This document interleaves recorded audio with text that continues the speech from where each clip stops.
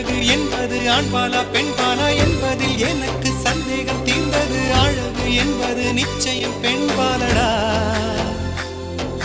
கவிதை என்பது மொழியின் வடிவம் என்றொரு கருத்தும் இன்று உடைந்தது. கவிதை என்பது கன்னி வடிவமடா.